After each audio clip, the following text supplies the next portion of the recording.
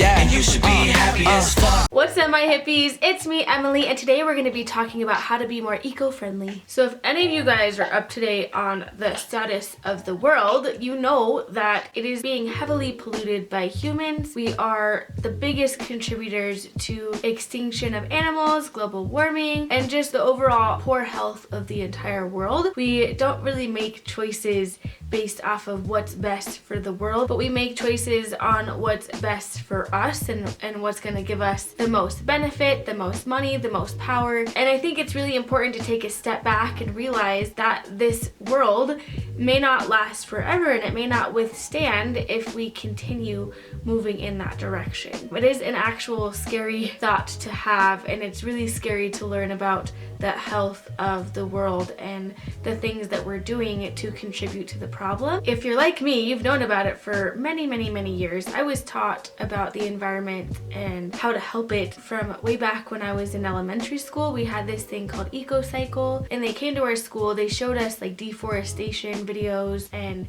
how our world would look if we continued moving in that direction. And unfortunately, we continued moving in that direction. You know, it's really sad to see the world evolving the way that it is. So I wanted to make this video because I feel like a lot of people just don't know where to start. A lot of people don't know what they can do to be more eco-friendly, and they don't think that what they're doing is going to make that big of an impact. But the thing that you don't realize is that if everyone made these small changes, it would make a huge impact in the world. So just think about that for a second, how big of an impact that would have on the world and our future of being here on this planet. So number one and number two are kind of really well known. Number one is to recycle. It seems really obvious. It seems like that's something that everyone should be doing and everyone does, but that is not the case. People are still out there not recycling.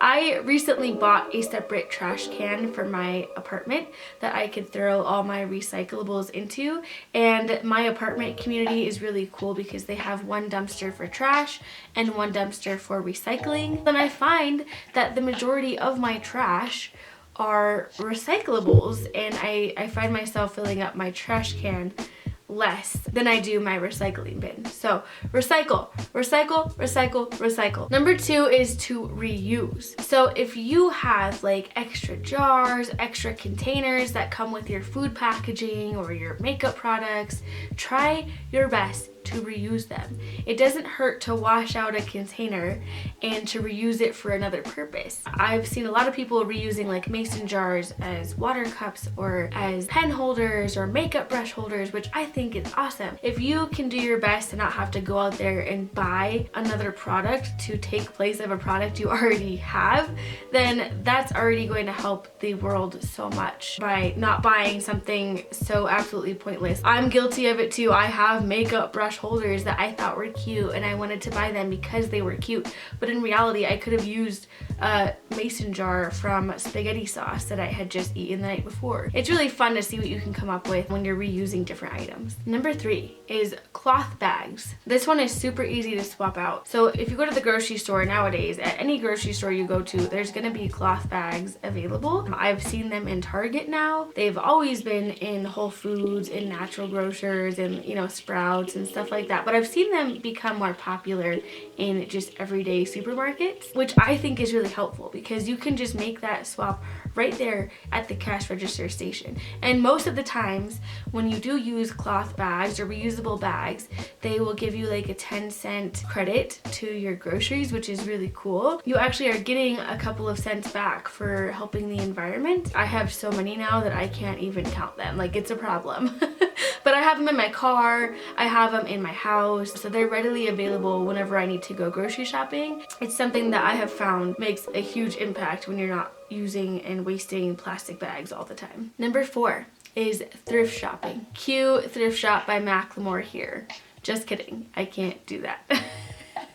Thrift shopping. I have come to love thrift shopping. I think it's so much fun to go to a thrift shop and just look through all of the fun clothes that they have and to just pick out like basic everyday clothes. This shirt is from a thrift shop. My favorite thrift shop is Goodwill. I also do like ARC. So thrift shops, yes, thrifting is a great way to actually reuse products. You can find household products, you can find dishes, you can find clothing, shoes, all kinds of stuff at thrift shops. I buy a lot of clothing there. I donate a lot of my clothing back to those thrift shops. It's just a way to like not support the mass manufacturing of clothing items. We have so much clothes out there just floating around that people just get rid of and throw away. Why do we have to keep producing more clothes when we have so many clothes out there right now? It's a lot. There's a lot of clothing out there that could be used for something, and we keep making more and making more, and it's just so ridiculous, like the materialistic aspect of clothes and how we view them to like our social status. It's so insane to me. Anyways, thrift stores are a great way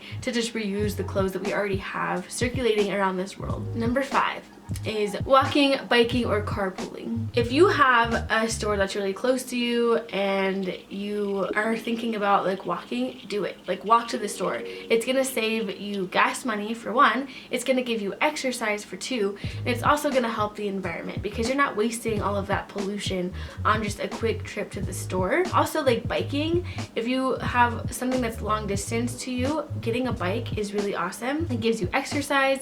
It also helps the environment as well. You're not putting that gas pollution into the world. And thirdly, carpooling. So if you're going to the same place with different people, think about carpooling as many people as you can into one mode of transportation, because that's going to save a lot of gas as opposed to there being 3 to 4 to 5 cars on the road polluting the air. And if everyone made a conscious effort to be walking, biking, and carpooling more, I feel like that would make such a big impact on the environment and the overall health of the world in general. Until we create more eco-friendly cars and transportation, I feel like a lot of people are going to struggle with this one, but it's just something to think about. Next time you go shopping or next time you want to go somewhere that's really close by, think of like another way to get there that is less polluting on the environment. Number 6 is composting. I do not compost myself, but I have friends that compost and they really enjoy it.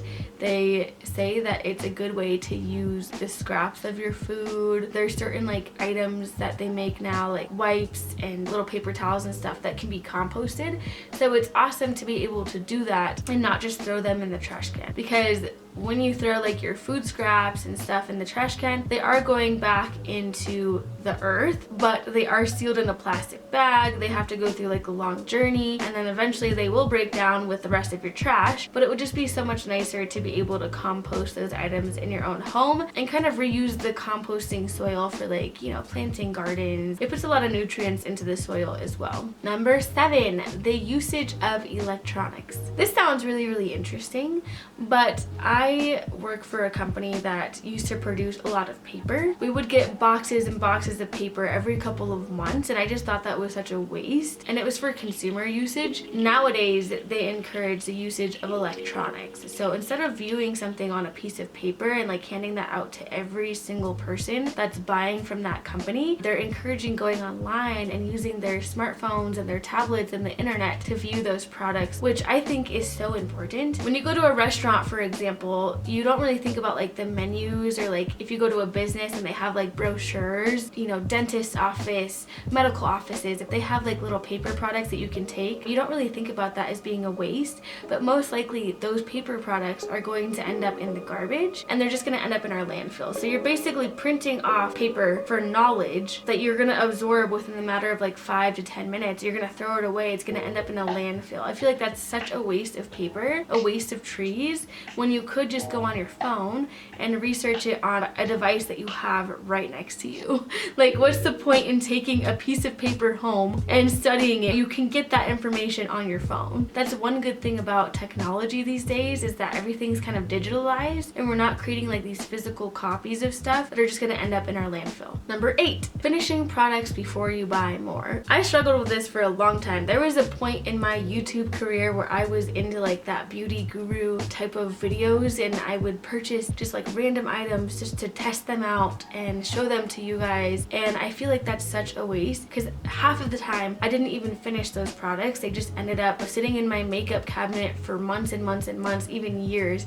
before I threw them away. And that's just such a waste. So I feel like it's really important to buy with intention, to buy products that you are actually going to use. It's so wasteful to have like 5 different body lotions and 3 different shampoos and conditioners because the marketing caught your attention. We get so caught up in marketing and like what is the better product that we forget that we still need to use the products that we already have. It's always a good habit to just have one item and use those up before you buy more. Just being conscious of that is super, super important, I think. Number 9, buying reusable products. I know I said reuse as number 2, but this is like buying reusable products. So instead of buying like little Ziploc bags that you throw away after they get all gross and nasty, look into buying reusable Ziploc baggies, ones that you can wash and dry and reuse over and over and over again. Look for reusable straws instead of buying plastic straws. It's so much better to have to produce one of something that you can reuse forever than to produce many of something that you're just gonna throw away after a couple of usages. They have more products out there nowadays that are reusable. So like they have little reusable cotton swabs for your face, so you're not just using one cotton pad and throwing it away. They have reusable Q-tips for your ears, so you can just wash them and reuse them again. They have reusable plastic bags that you can reuse for snacks and for food, and you can wash them in the dishwasher. They're so easy and so simple. You know, the reusable grocery bags, they make reusable produce bags, and you can reuse it. You can wash them and reuse them instead of getting the stupid plastic bags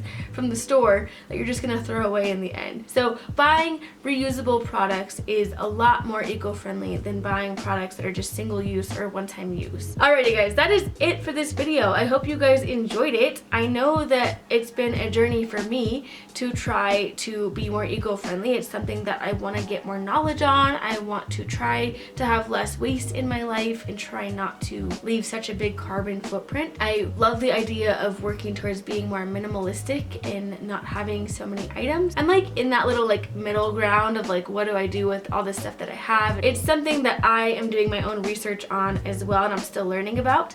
But I do hope you guys got the gist of this video. I hope you guys have a passion for the environment and being more eco-friendly. I think it is important for everyone to be knowledgeable about how we can help save this planet. We're never guaranteed another day on this planet, so it's really important that we are doing all we can and giving back to Mother Earth, because she does give so much to us as well. I do appreciate you guys being here and watching this video. If you did enjoy it, please don't forget to hit the like button and subscribe to my channel. I put out new videos every Friday. I hope you guys are all having a wonderful weekend, and I will see you in the next one. Goodbye!